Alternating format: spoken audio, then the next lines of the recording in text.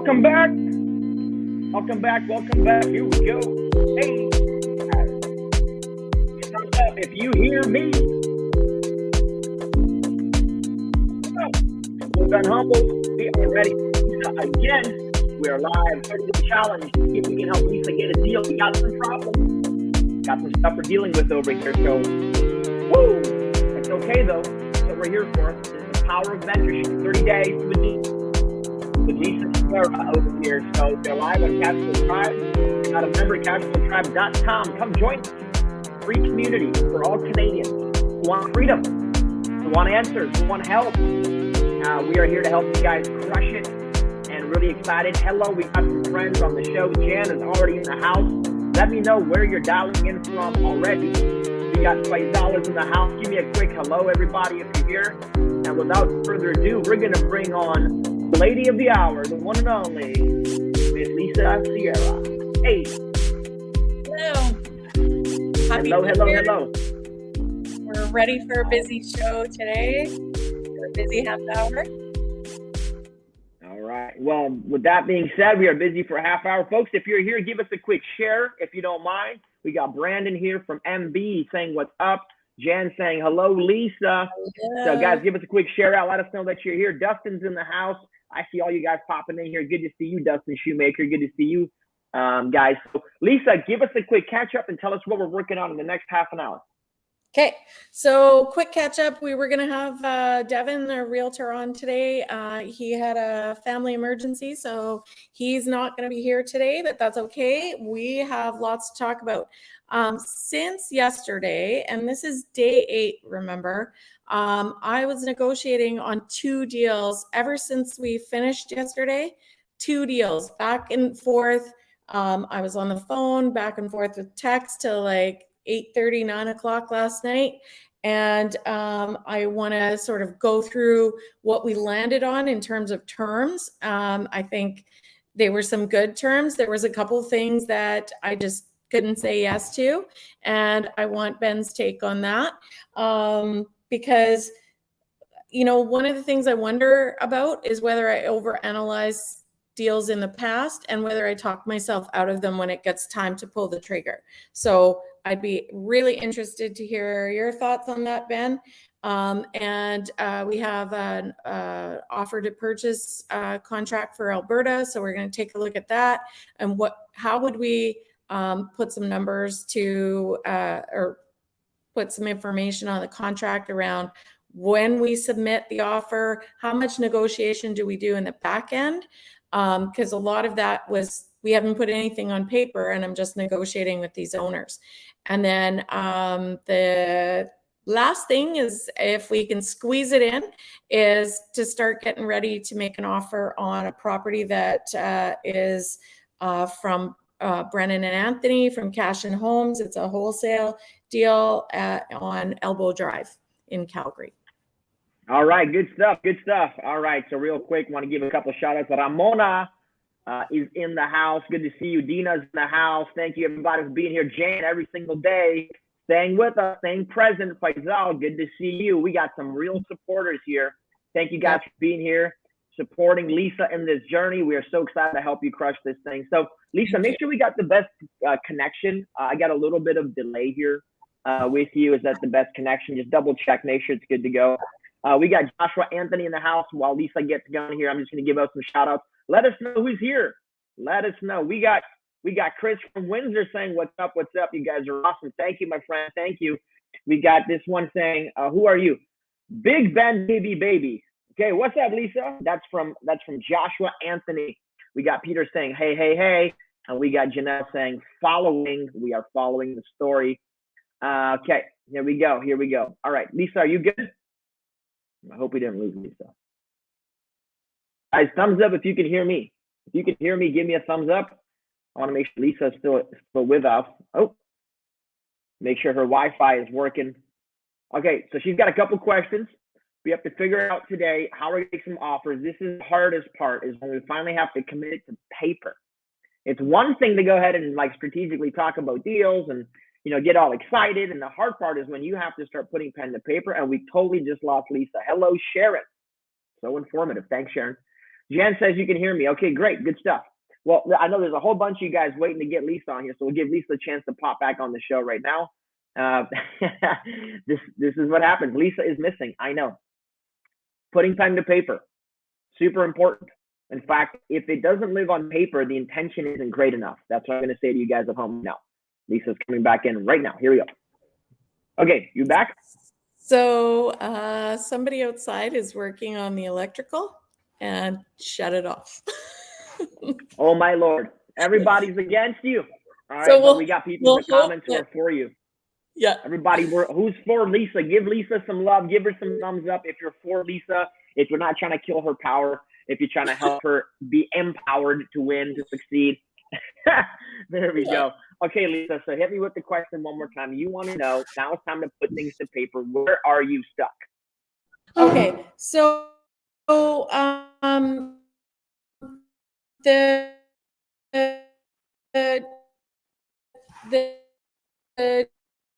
two places.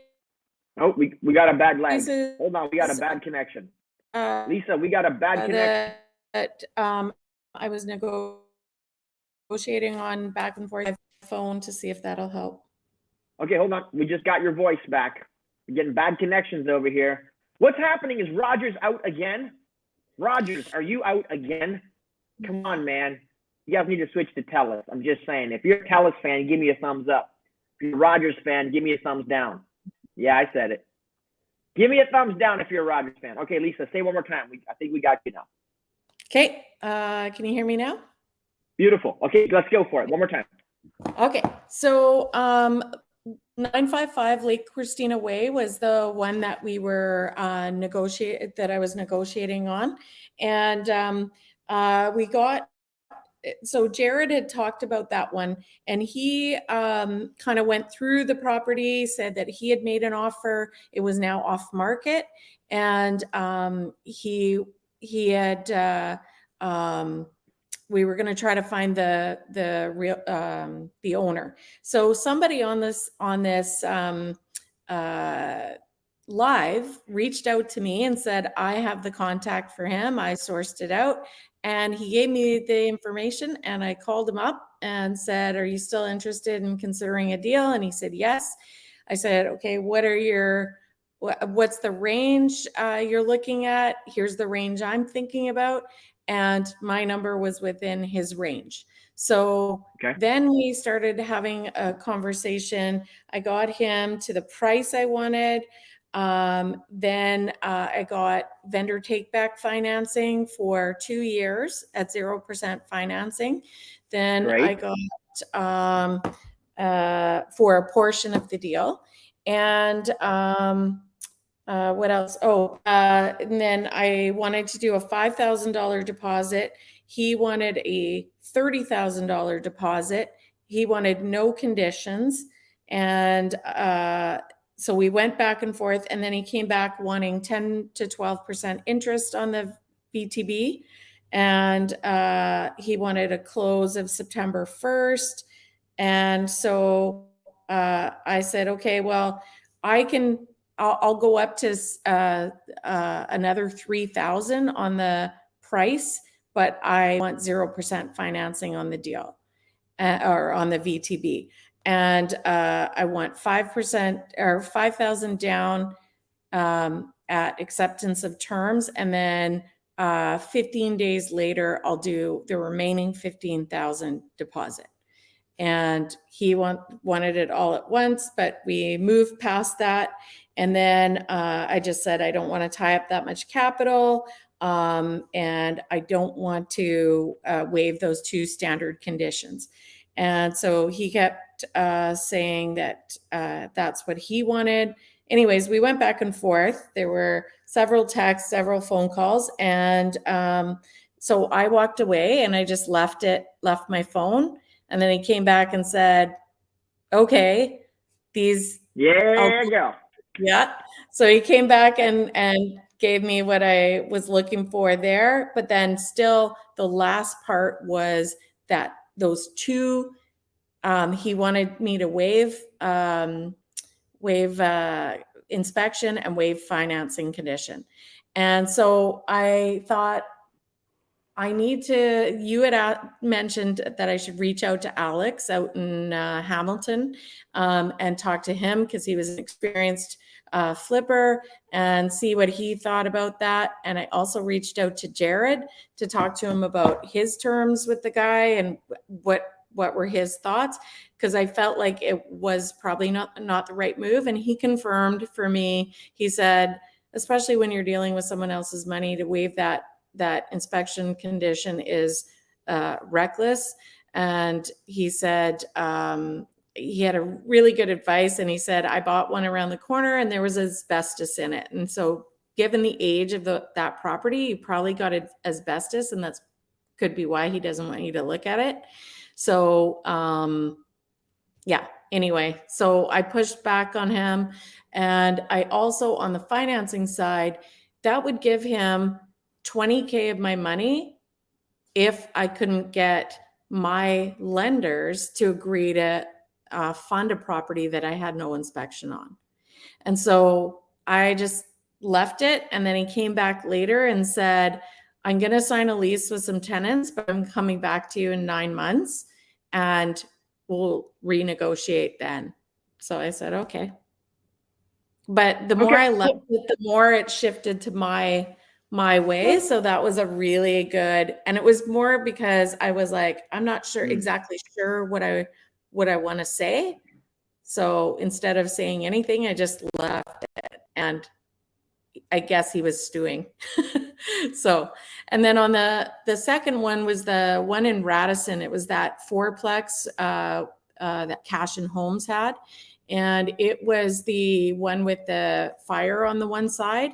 And what was really sticking for me, and I went back and forth, I looked, it will need some new windows. There was some more extensive renovations that it would need. So I felt like the budget was probably light, and the numbers just weren't supporting what I thought, what I could get the deal for, and then what I thought we'd have to do to it. So I went back and forth with Brennan, and he did come down in price.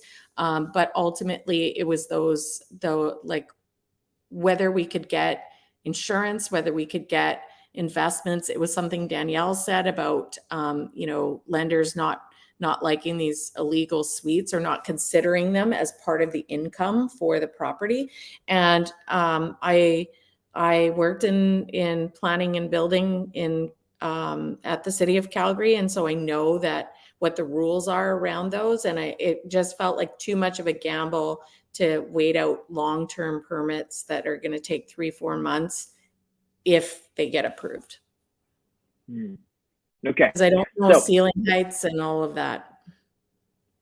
All right, so let's recap real quick because we're on the same page here. So number one, congratulations. You're transferring the conversation back to you. Powerful concept.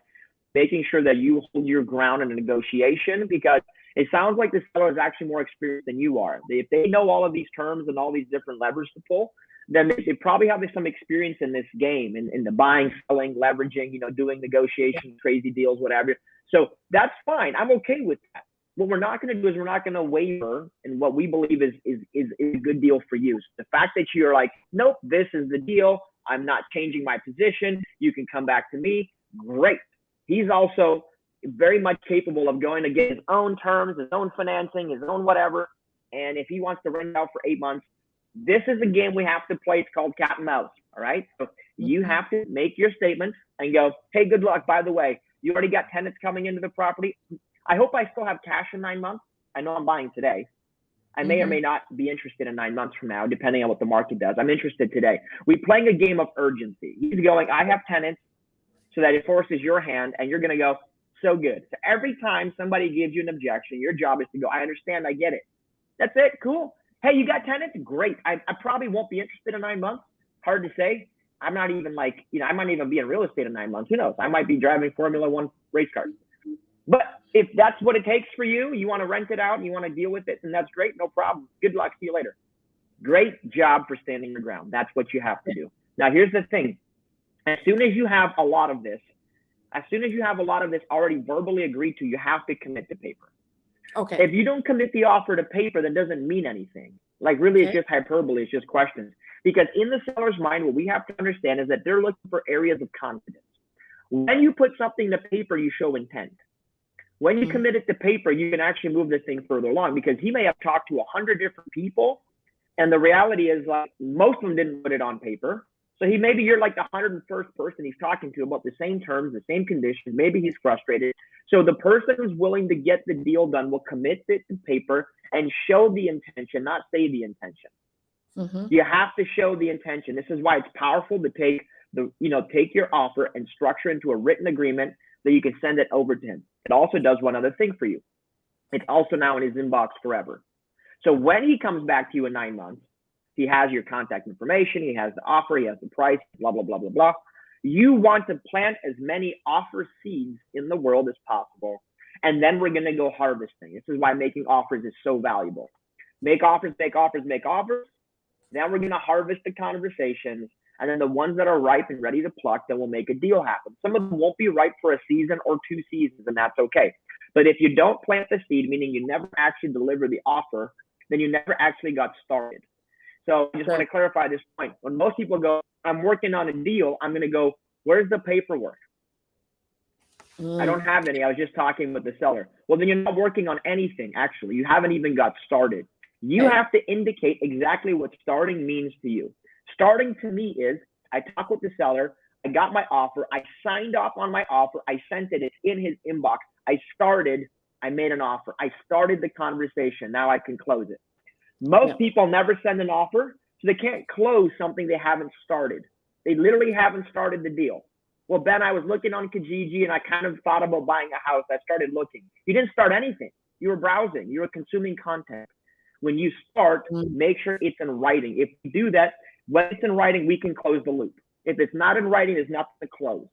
So you end up with all these open-ended loops, these open-ended conversations that never went to paper, that never have the ability of being closed.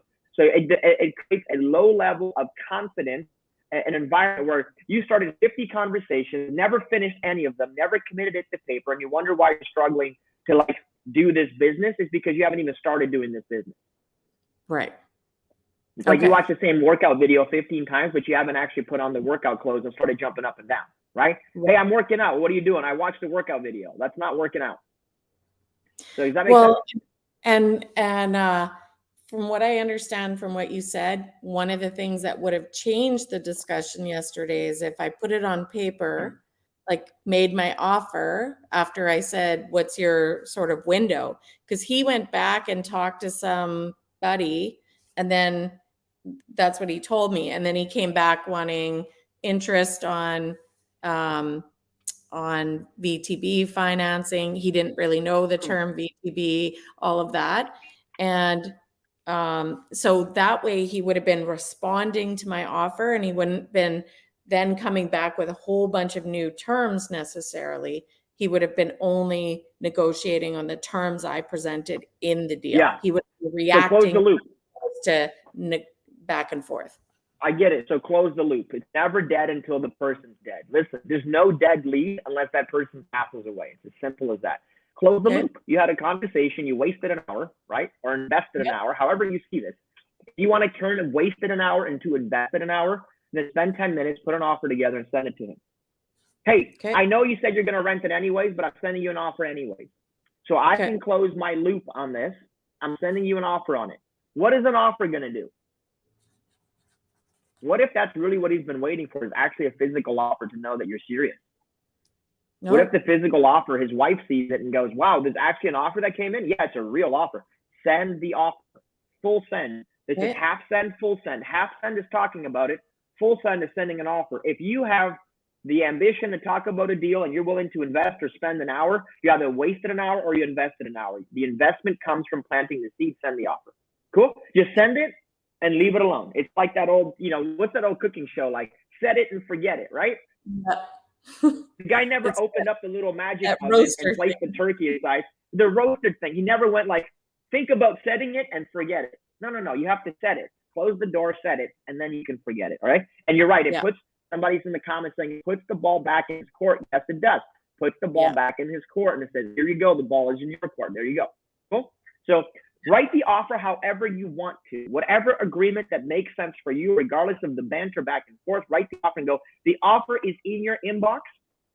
I'd love to continue the conversation with you, but I just wanted to show you that I'm really intentional and I really want to do the deal. If we've invested this much time already, it's probably worth investing another 10 minutes and looking at this offer. Okay. That's the play. Yep. And then we move on to the next deal. Okay. So then on the wholesale deal, would you do the same thing, or is that one? Every deal that you have a condition for a home inspection in or financing or any condition, just send the offer. Literally end deal, because you're buying yourself a window. This is the secret. This is nobody wants to tell you. That sometimes in a difficult market, it's the quantity game. We can't spend 3 hours on one offer. We need to actually just send 10 offers in 3 hours. That's it. We got to send 10 offers to 10 parties in 3 hours. Well, Ben, I keep putting my things out there. All of these offers have an irrevocability date, meaning that the offer expires on X date. I usually give people 24 hours to respond, after which the offer becomes null and void. So you have 24 hours to respond to this offer. Failure to respond determines that this offer is now null and void, and any and all deposits, if made, shall be returned to the buyer in full without deduction. I'm on autopilot with this stuff, right? Send the offer, because then here's what you can do. Then you can go, hey, Ben, I sent 10 offers this week. I only got feedback on 2. That's okay. I can deal with that. We can mentor around that. We can tactically execute that conversation. Here's what I can't do anything about. Hey, Ben, I talked to 10 sellers, didn't send any offers. What do I do? Okay. Yep. Sounds good. Okay. Okay. Does that help? Yep. That really helps. And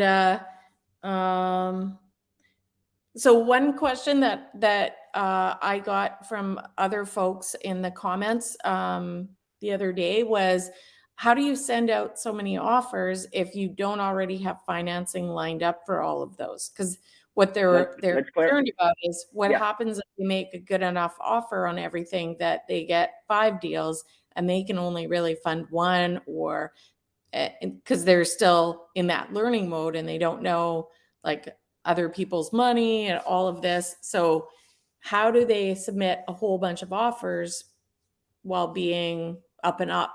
And I got it. So here's what you do. Here's what happens, right? You take this, go like this, grab this, and I want you to go like this, and I want you to get ready to do this motion. It goes like this.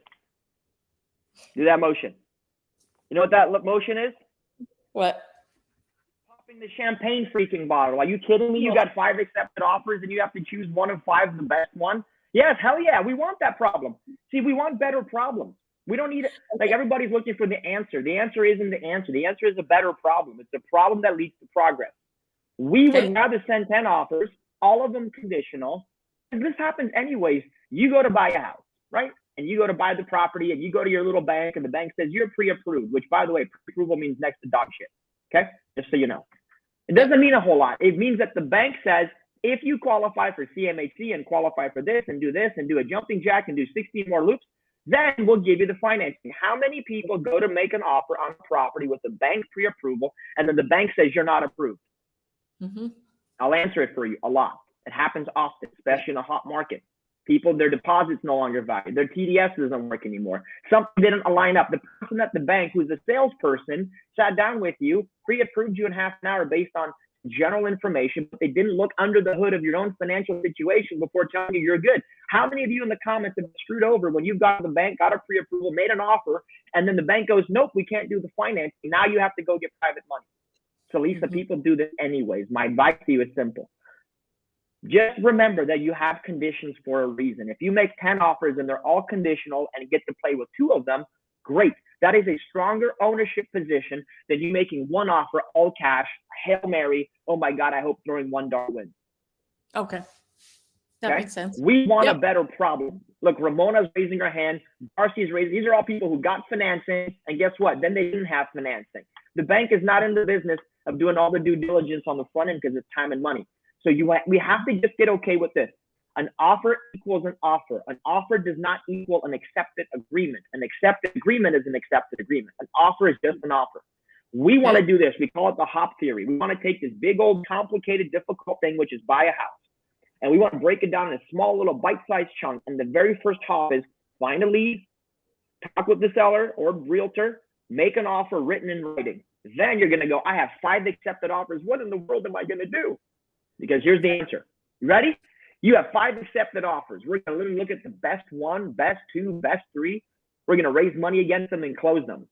We can also, in many cases, go, well, I can't buy this house because I already have 1. Hey, Mr. Ben, could I wholesale this to you? Could I assign this offer to you and you pay me $5,000? Can I wholesale a deal? So what if you wholesaled 2, you bought 1, and you walked away from 3? Mm-hmm. Okay. We have to call a spade, and a spade is the fact that we have to keep in mind, most people who make an offer do not have the money to close. They don't. They think they do. They have credit, and they have maybe a bank approval, maybe nothing. And they're still making offers that are cash. Now, let's talk about what happens. You make an offer that's cash. You get to the day of closing, and you can't close. What's the protocol? In Ontario, they call it tendering. They will tender on you. They'll basically sue you. They'll say, we're tendering on you. We're forcing you to close. Or you can't close. Now they have to go through a process by which they put the property back up for sale, and they have to do their proper due diligence. If they sell it for a price lower than the price that you committed to buying, then they can sue you for the difference. If they sell it for more, like it's been the case for the last year in Ontario, they sold it for more than you committed, then you're off the hook. It's a game of cat and mouse. It's ugly. Don't make cash offers. Make 10 conditional ones. I know I belabored this, but you see why? Your deposit? I'm sorry? In that case, they keep your deposit negotiable. Too. Negotiable. Oh. Yeah, and it's negotiable. Hey, listen, because you still have to, let's say you sold it for way more, okay? Yep. You sold it for way more than the other offer came in. You still have to do a mutual release to let that person off the deal. In the mutual release, hey, we're going to do a mutual release. Guess what also gets released in the mutual release? The deposit. Yeah. See, everything is negotiable. The front end deposit is negotiable. When you pay it is negotiable.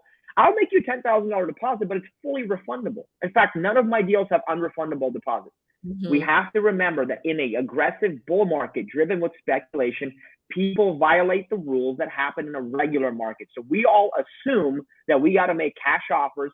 We all assume that we have to lose our deposit. We're all assuming a whole bunch of stuff that is no longer the case. If you're a seller, the power is no longer in your hands. Mm-hmm. You had a chance to sell when the market was super hot. You had a chance when a bunch of stupid money came in the marketplace and overpaid for all these properties. You had a chance when all of this foreign capital was hiding in Canada, hiding through real estate. It was looking for a home so they could avoid their own tax scenario. You had a chance to get a ridiculous price for your home, but today is no longer your day. Mm-hmm. Buyers rise up. Buyers need to be empowered here. So I'm empowering you to go, you have rights in this. It's all contract. Nothing is as it has to be. You have to negotiate. If you don't fight for your right to get your deposit back, you won't get it back. If you don't fight for your right to make offers, you won't be able to do it. Okay, back to you. Great. So I am going to, I think I shared with you this 1128 Elbow Drive, Southwest. Okay. This is one that I want to make an offer on today. So the wholesale fee is $30,000. The ARV is 700. Okay. And the so this one wasn't updated, 11816. I looked at Honest Store, and the current value is 542. The assessed value is 442. It is on it's a B+ neighborhood, because even though it's a really good neighborhood, it's on a busier street, but it's in C- condition. Okay. So I've what do you want to do? On a budget. So I just want to think about, like, what would I put in that offer that might make it really attractive? What's not attractive? Let's start with that. Would I go down to like a $5,000 assignment fee? So instead of them getting, like, that's the spread is that $30,000 sure. assignment. So I'll give you this piece because we have about half a minute left on this call. Okay. So you got to have terms and conditions you're willing to throw away, but you throw them in the deal. Be willing to throw them away, but throw them in the deal. So I'm willing to make a $10,000 deposit on the right property. But I'm gonna come in and go, no, I'm only putting down $1,000. Only putting $1,000. And if they go, you have to do this or the deal dies, cool, I'll give you the 10 grand. That's fine. But I want 20 grand off the purchase price. Be willing to throw away some terms, like throw in some terms that you can throw away. Like, I don't care if I take the property in as is condition or I have to clean it up. I really don't care if the numbers make sense. I don't care if I close now or close next week, but I will use a closing date. Like, I want to close in 90 days. Well, we need you to close in 6 months. Great. Well, I'll give you the 6 month closing, but you feel me? So here's what you can do. Throw in a bunch of terms. Throw in a bunch of extra terms that you can afford to throw away and work throughout. Okay. Right. So when you go, so be willing to put down 5, 10, 1,000 deposit, take a stand, and then start lower. Negotiate the deposit just like you negotiate the price. Same deal. Hey man, I'll give you $1,000 deposit right now. No, I need a $10,000 deposit. Okay, cool. But if you do, then what can we do about that? Are you going to give me a different closing date, or you need a lower purchase price? Like, I'm not just going to give you $10,000 to hang on to my money. That makes no sense. Well, what if you bail on me? What if you don't close the deal? Yeah. Well, then you follow the regular tendering process like everybody else. So you're not going to see, the seller doesn't get your deposit anyway. It stays in trust until the deal is closed or a waiver of conditions is signed. He gets nothing. The lawyer gets it. Yeah. You're not going to sign the deposit to the seller anyway. Listen, are you afraid of me not closing? Is that why you want a big deposit? Yeah, I'm afraid you're not going to close. Then deal with the real root of the problem. Let's not put a Band-Aid on it by throwing more money at the deposit. Okay. So what you see what I'm saying? Great. Then what do you need to take the deposit down from 10,000 to 1,000? You need proof of funds. You need to see my history of the last deal that I bought. You need to meet me in person and shake my hand to know I'm a real human. What do you need, and why do you need 10,000? Because the truth is they don't actually have a good reason. Some idiot told them to get a $10,000 deposit who has nothing to lose, who only has opinions to give. I'm being aggressive here because I'm defending your rights. Go ahead. Go ahead. Everyone has opinions and other things. And other things. Everybody has opinions and the other thing. That's right. That's right. Yeah. So again, my main job is real simple: to empower you, to help you realize that you have rights, you have chances, you have opportunities, you live in the greatest country. There's no reason you can't make your own deals happen. We just have to understand that the other side also wants to do as best as they can for themselves. The realtor wants to win, the seller wants to win. Our job as an investor is to understand all the parties, know when to push and know when to pull. Sometimes you have to stand your ground. Sometimes you have to be flexible. I'm willing to go into deals being flexible so long as I predetermine what areas I'm willing to be flexible in. I'm willing to be flexible in the deposit. Lisa, I gave you a range on the purchase price because I'm flexible. I'm willing to give you a range on the closing date. Okay. Does this make sense? I don't want to give anybody a no. I want to give them a small no. Yep. So it's a no with a yes. It's a no with a caveat. Hey, listen, I'd love to do that. I don't think I could do that exact $10,000 deposit. Are you at all flexible in the deposit? Can we make it less? Sure, we can. How much less can we make it? Okay, I'm gonna submit 3 offers by tomorrow. 3 offers before tomorrow, and on tomorrow's call live at 2:30, Sarah, Lisa's gonna come over here and she's gonna share it with us and show us. You're gonna show us the deals. What are you gonna do tomorrow at 2:30? Yep. I'm gonna show you the deals, but I may have to switch the time because I'm worried about whether I'm gonna be in a location I can get Wi-Fi because I'm heading home through the mountains tomorrow. So I will. So tomorrow, if you guys want to be a part of the story, I don't know what time we're going live, but we are going to post it in Cashflow Tribe Facebook group. If you're a member of Cashflow Tribe, check the posting tomorrow. You'll see when we go live. It may be a little bit later in the day, but join us tomorrow because Lisa's going to bring the contracts and the paperwork, and she's going to show us exactly how she's making offers. You definitely don't want to miss tomorrow. If you've been waiting to invite a friend, invite a friend. We're already on day 8. We've only got 30 days to get a deal done. So Lisa, I think you're making incredible progress. You're doing awesome. It feels like my brain has exploded, and now I'm like, it's all starting to line up and click in. So I hope you know what they say. Doing the homework too. When you don't have confidence, borrow it from somebody else. And I have way more confidence than I know what to do with, and probably a little arrogance too. But that's okay. You guys love me anyway. So guys, show up tomorrow, be present, share the stream out, and I hope you're doing your own deal alongside Lisa for the next 30 days. I'm so radically excited. Join us. I'm going to have a big announcement when this whole thing is over. I had a lot of people.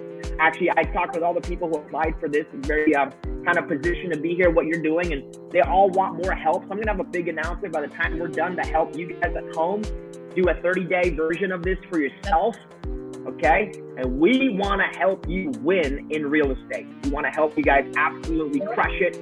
All you got to do is stay plugged in, stay committed, and give Lisa, last piece of advice for people. What is it? Yeah, you got to listen to what Chris posted and sent me this morning. He says, although there are many groups out there, I'm going to align myself with Cashflow Tribe simply because of the level at which they are committed to educating newcomers. I mean, these videos, there's nothing like them I've come across. So, you know, we're making a difference just by what we're sharing and and the coaching you're giving me live. So it's not all pretty. I'm not doing everything perfectly, and Ben is pushing me definitely outside of my comfort zone, but it's working. It's working. I love that message from Chris. I'm glad that's the feeling the community is giving today. So excited. And guys, thank you so much, Ramona and Peter. Thank you guys for all the support and comments you've given our friend here, Sharon, and everybody else on the call. You guys be blessed. Have a great day. We will see you tomorrow. Be ready to get working and get ready to get your deal in the next 30 days as we follow along with Lisa and Cashflow Tribe. Be blessed. Stay humble. See you guys next time. Peace out.